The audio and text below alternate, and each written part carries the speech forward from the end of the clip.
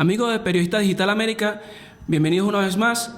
Estamos en una nueva entrevista, en este caso con el profesor José Manuel Puentes, profesor de IESA y de la Universidad de Oxford, con PhD de esta misma universidad, y vamos a hablar un poco de la situación de Venezuela.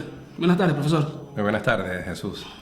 La situación económica de Venezuela está catalogada por el FMI, por el Banco Mundial, como la peor crisis de la historia en América Latina. Esto suena fuerte, pero en cuanto a datos, hablan de que el PIB ha caído un 50% en los últimos 5 años. La inflación anualizada en 2019 ya ha pasado el 1.600.000 y el salario mensual de un venezolano equivale a lo mismo que un cartón de huevos. Profesor, ¿cómo vive un venezolano esta situación? Y si nos puede aterrizar un poco en qué se traduce esto para los venezolanos. Sí, vamos a hacer un breve resumen, un overview de la situación económica de Venezuela. Y básicamente para eso uso un trabajo que un colega en la Universidad de Warwick, en Inglaterra, y yo, Jesús Rodríguez y yo acabamos de hacer, donde tratamos de entender cuál ha sido el ciclo recesivo contractivo de la economía venezolana en los últimos 5 años. Como tú bien dijiste, en los últimos 5 años Venezuela ha perdido el 46.9% de su PIB, de su Producto Interno Bruto, y en términos per cápita ha perdido más del 50% de su Producto Interno Bruto. Queríamos saber qué significaba eso en términos del resto del mundo, en términos comparativos, y para eso armamos 2 bases de datos. Una de Banco Central de Venezuela entre el 50 y 2015, último año en que el BCB publica data de Venezuela, y 2, una data del Fondo Monetario Internacional para el periodo 80-2018. Le dimos instrucciones a Stata, un programa econométrico, de que identificara a los países que habían vivido ciclos recesivos de 5 años, los cuantificara y los comparara con Venezuela. ¿Cuáles fueron los resultados? Bueno, este que tú acabas de mencionar. 1, este ciclo recesivo entre el 2014 y 2018 es la peor crisis económica que ha habido Venezuela en toda su historia. 2, esta crisis de Venezuela es la peor crisis en términos de contracción agregada que haya vivido cualquier economía latinoamericana.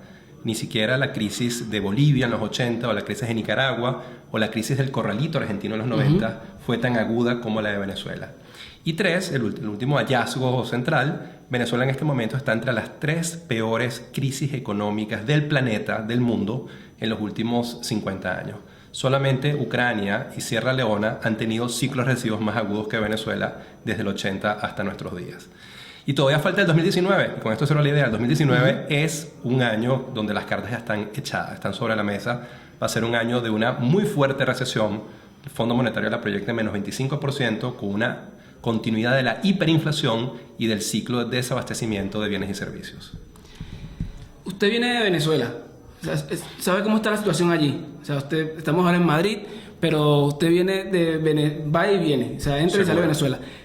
La situación en este contexto para el venezolano, ¿en qué se traduce? ¿Cómo lo podríamos definir? Si se puede definir de alguna manera. No, seguro. Este colapso macroeconómico tiene implicaciones devastadoras en lo social y en el venezolano común. Estamos hablando de que, como consecuencia del ciclo recesivo, la pobreza ha llegado a los niveles más altos de la historia. En COVID, que es la principal encuesta social que se hace en Venezuela, cuantifica el nivel de pobreza en Venezuela en el 87% de la población. Es decir, el 87% de la población no tiene el ingreso para adquirir la canasta básica normativa de alimentos y medicinas. Es decir, se ha dado uno de los procesos de empobrecimiento más fuertes que ha vivido, o el más fuerte que ha vivido Venezuela en su etapa contemporánea. Y la segunda, y que tal vez es relevante mencionar en España, dado el grupo de venezolanos inmigrantes, es que esta gran crisis económica no solamente tiene impactos devastadores sobre todos los indicadores sociales, sino que ha expulsado grandes volúmenes de venezolanos fuera de territorio venezolano, tratando de buscar una mejor vida. Y precisamente en otro de los documentos que trabajamos vemos que en los últimos 20 años pueden haber salido entre 4 y 5 millones de venezolanos de Venezuela. Es decir, entre el 12 y el 15% de la población venezolana se ha ido huyendo de la crisis. Y esta es una de las consecuencias más dramáticas que tiene este ciclo de desastre macroeconómico. ¿Se puede comparar la crisis venezolana con la de un país en guerra? Seguro, Venezuela lamentablemente tiene el desempeño macroeconómico de un país en guerra, pero sin estar en guerra. Y eso es algo que algunos colegas, el caso de Asdrúbal Batista, un historiador económico muy talentoso, muy competente, siempre me menciona y dice: José Manuel, recuerda, los hallazgos, la data que estás o los resultados que estás obteniendo tienes que matizarlos con ese punto. Estos son periodos de recesión muy agudos con hiperinflación en una economía que técnicamente no está en guerra. Y esos resultados macroeconómicos solamente lo han vivido países que han vivido guerras. Y Venezuela tiene el mismo desempeño de un país en guerra, pero sin tener formalmente una guerra. Wow. ¿Cuáles fueron las decisiones erróneas que pudo haber tomado el presidente fallecido, el difunto Hugo Chávez y Nicolás Maduro? O sea, ¿qué decisiones tomaron económicamente como para que llegáramos a tanto, y si hay algún precedente anterior a este? Sí, vamos a resumirlo, y algunos de mis colegas muy competentes lo han planteado de manera mucho más clara de lo que yo podré hacerlo. Pero algunos de mis colegas hablan, y yo estoy de acuerdo, en que Venezuela es un manual de macroeconomía de todo lo que no se debe hacer. Esa Venezuela hizo todo lo que no debía hacer durante 20 años. ¿Y el resumen ejecutivo cuál es? Controles de precio, controles de cambio, controles de tasas de interés, controles en el mercado laboral y las famosas expropiaciones y nacionalizaciones. Más de 300 empresas fueron expropiadas, nacionalizadas en los últimos 20 años.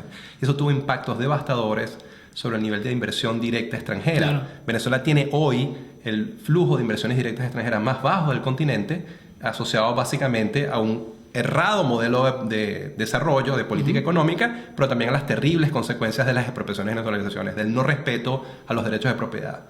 Todo ese cóctel de política económica llevó a la economía venezolana a la peor esquina de su historia contemporánea. Conclusión, esto es una crisis autoinducida.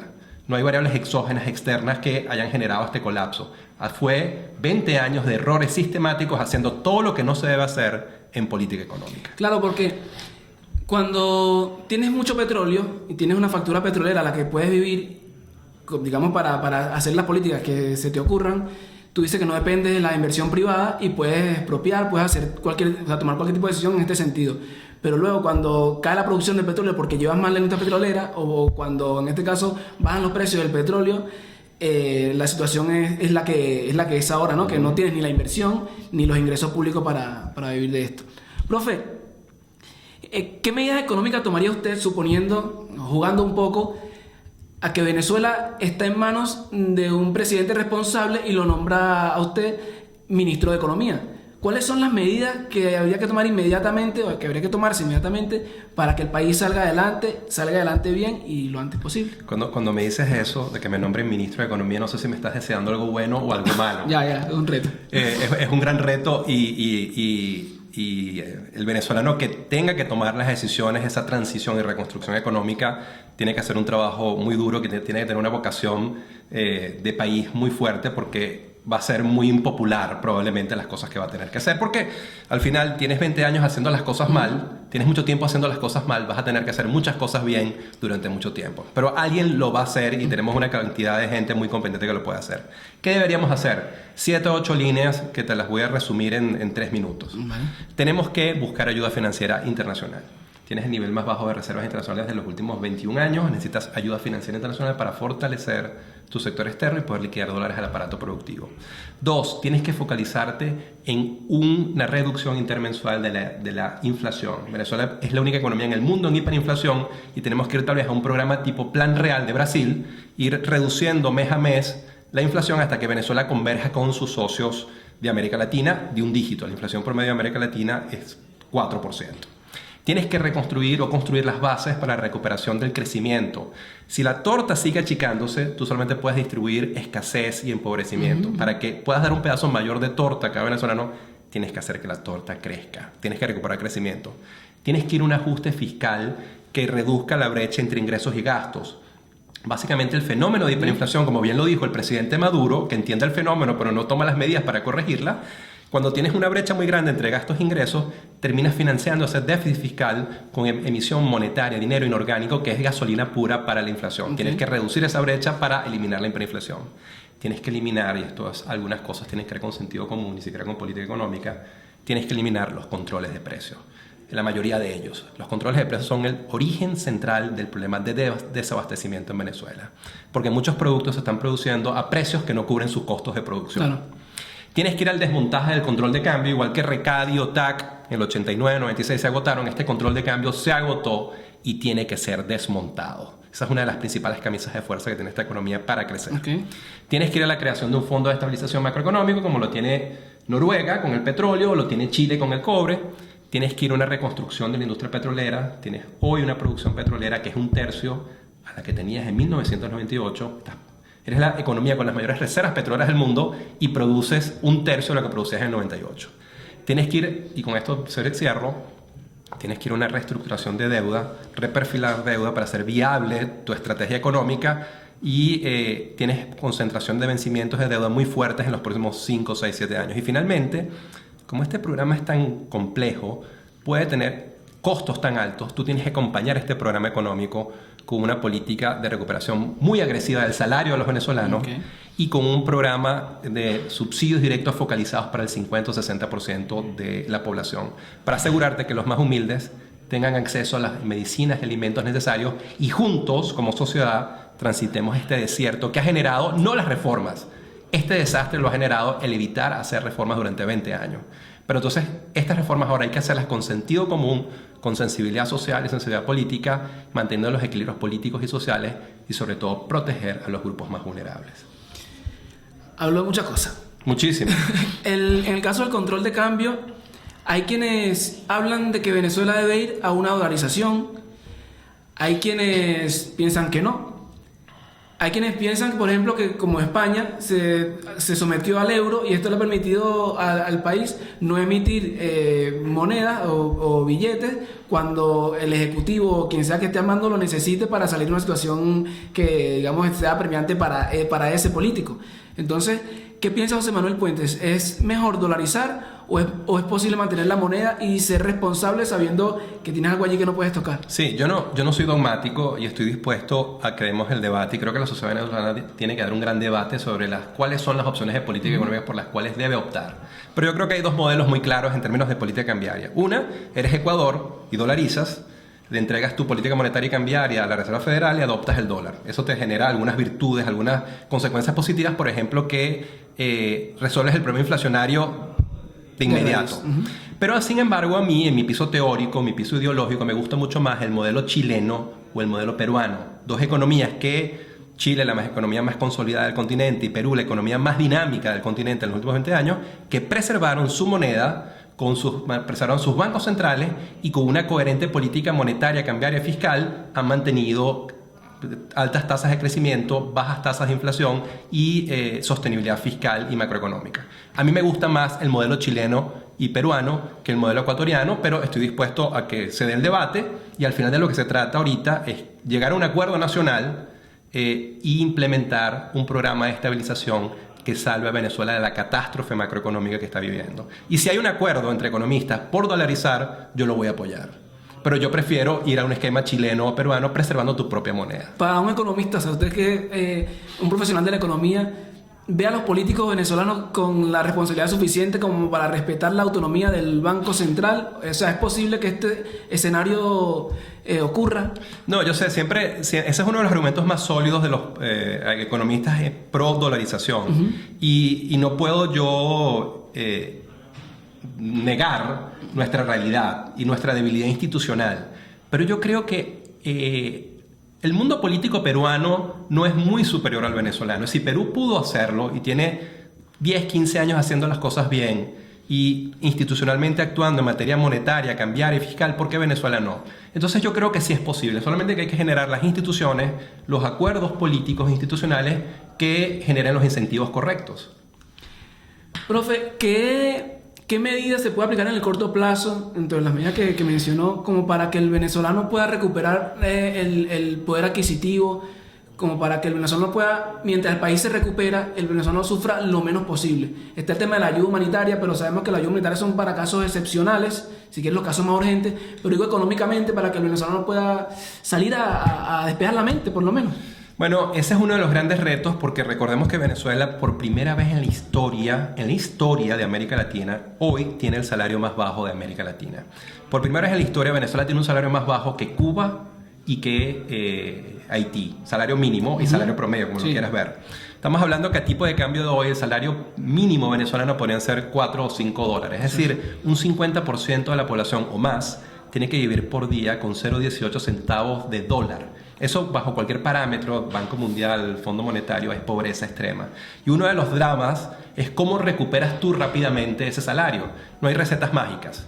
Entonces, por eso es que la ayuda financiera va a ser muy importante, una para fortalecer el sector externo de la economía, pero la otra para tener los recursos para poder generar subsidios directos focalizados y ayudas financieras para recuperar en una primera etapa el salario hasta que la economía crezca, vía productividad se genere crecimiento del Producto Interno Bruto y puedas tener crecimiento sostenido de los salarios en el tiempo. Pero pasar de $5 mensuales a 500 o 600 dólares mensuales, que era lo que tenía un venezolano hace 10 o 15 años, no es muy fácil.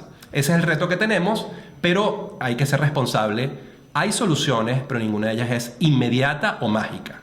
Entonces los venezolanos tenemos que entender, y el mundo político tiene que decirle la verdad a los venezolanos, hay futuro, pero hay que pasar una transición difícil y donde hay que tener paciencia para que poco a poco nuestra situación vaya mejorando piano. Poco a poco.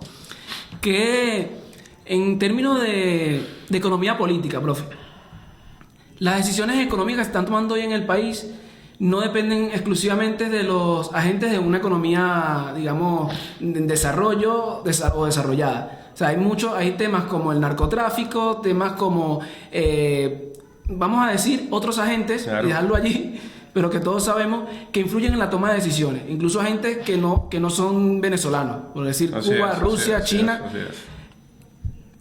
¿Cómo se hace en este caso? ¿Cómo puede sobrevivir una economía de un país que no depende de esas decisiones? No, seguro. Entender la economía política del proceso es central para poder generar reformas. Y uno no entiende, por ejemplo, cómo se ha mantenido durante más de 15 años un control de cambio que genera tantas distorsiones en una economía. La única manera de entender por qué Venezuela tiene un control de cambio tan distorsionante es porque hay una captura de rentas de grupos que compras dólares preferenciales y los venden en el mercado paralelo, y eso genera una ganancia, una renta. Esa captura de renta son grupos de interés, es economía política pura. Pues ha llegado el momento en que destruyamos, en el buen sentido, esos grupos de interés que están capturando renta, y lo que genera un beneficio para un grupo específico de la sociedad se pueda destruir para que esos beneficios sean beneficios para toda la sociedad en su conjunto. Y eso pasa por un proceso de economía política de capturar o de controlar o de destruir a esos grupos de interés que ha capturado renta en detrimento de las grandes mayorías de los venezolanos. Y una de ellas es desmontar el control de cambio, que al final lo que ha generado es una captura de renta para grupos focales de la sociedad venezolana. Ahora, desmontando el control de cambio, en teoría deberían esos grupos inmediatamente soltar por lo que tienen amarrado en el Estado, porque ya no tendrían... Tan sencillo como esto. Si no hay control de cambio, no hay ningún incentivo a capturar. Si no hay dólares preferenciales, no tienes ningún incentivo a capturar dólares preferenciales. Hay una libre convertibilidad de la moneda, como existe en Perú y en Chile. Entonces, un poco, no es que los venezolanos somos cromosómicamente menos puros que los chilenos o los peruanos. El problema es que tenemos los arreglos institucionales y económicos, el control de cambio, que genera incentivos muy perversos. Si tú le montas un control de cambio a los británicos o a los alemanes, ellos se van a comportar exactamente igual de mal que nosotros. Los chilenos y los peruanos saben que no deben generar controles de precio, controles de cambio, porque eso genera incentivos muy perversos. Venezuela repite la historia una vez más, y este es el tercer control de cambio de los últimos 30 años. Profe, ya para ir cerrando, el panorama para 2019, 2020, ¿qué nos puede decir? ¿Qué dicen los datos con respecto a la situación de Venezuela? Perdón, partiendo de dos escenarios. Si hay cambio y si no hay cambio. O sea, si no hay cambio y seguimos como estamos, ¿cuál es el escenario? Y si hay cambio... Bueno, yo aquí voy a hablar como venezolano primero, después hablaré como economista, como académico. Como venezolano tengo que ser muy claro y tajante. No hay ninguna posibilidad de un cambio económico si no generamos un cambio político. El presidente Maduro no puede ni quiere. Él no tiene el equipo, no tiene las ideas y no tiene la credibilidad de los mercados para instrumentar un programa de estabilización que logre recuperar crecimiento, control de la inflación y abastecimiento de bienes y servicios. Entonces, una vez que hayamos generado el cambio político por las vías institucionales, democráticas, electorales, entonces habrá que generar consensos políticos para llevar a cabo ese programa de estabilización. Mientras no lo hagamos, el desempeño de la economía venezolana será muy, muy negativo. Ya sabemos, por ejemplo, que en el 2019 las cartas están echadas, están sobre la mesa lo que va a ocurrir. No ha habido un cambio político, no ha habido un programa de estabilización, no ha habido una reversión de las opciones de política económica, y probablemente el 19 va a ser el peor año económico de la historia contemporánea de Venezuela. Fondo Monetario está proyectando menos 25% de ciclo recesivo, lo cual es algo abrumador después de 5 años de recesión, y con inflaciones de varios millones. Particularmente el Fondo Monetario la proyecta en 10 millones, pero hay otras instituciones como Torino Capital que proyectan 40 millones o otras instituciones 8, 10 millones. Es decir, estamos hablando de la única economía en hiperinflación en el mundo y que lamentablemente a la luz de hoy va a continuar durante el 2019. Tenemos que lo antes posible generar el cambio político para instrumentar un programa de estabilización para salvar a la mayoría de los venezolanos de esta catástrofe, de esta hecatombe macroeconómica que ha generado la incompetencia, la ineptitud y la corrupción de un gobierno que llevó al país a la peor esquina de su historia contemporánea en términos macroeconómicos. En caso de que haya un cambio, de que en los próximos meses se dé un cambio definitivo en Venezuela y se comiencen a llevar a cabo las reformas, los cambios que hay que hacer, ¿en cuánto tiempo podría Venezuela estar en una situación más o menos parecida a la del resto de países de América Latina? Bueno, yo creo que tú tienes diferentes targets con diferentes timings, con diferentes tiempos. Pero sobre todo en este momento tienes que generar victorias tempranas para generar sensación de futuro. Por ejemplo, controlar la hiperinflación te puede llevar un buen tiempo, igual que recuperar crecimiento te puede llevar 10, 12 meses, un año, una vez que instrumentas un programa o un set de política económica coherente. Pero, por ejemplo, abastecimiento, tú sí lo puedes lograr en el corto plazo. Si tú tienes ayuda financiera internacional, Banco Mundial, Fondo Monetario, Comunidad Financiera Internacional, y tienes los dólares para liquidar el aparato productivo, para reactivar producción y abastecimiento, tú en 3, 4, 5, 6 meses puedes tener los anaqueles de los abastos, de los supermercados, de las farmacias llenos de mercancía. Y eso generaría un impacto muy positivo sobre las expectativas de los agentes económicos, victorias tempranas para generar sensación de futuro y círculos virtuosos.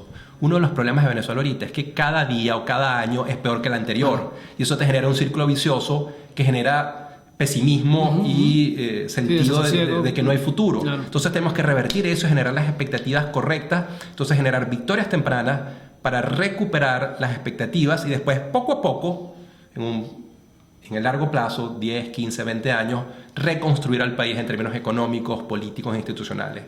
Y si hay manera, América Latina, y no es la teoría, América Latina está plagada de experiencias exitosas. Perú en este momento es la economía más dinámica de América Latina y en los años 90 con Alan García I era la economía del desastre.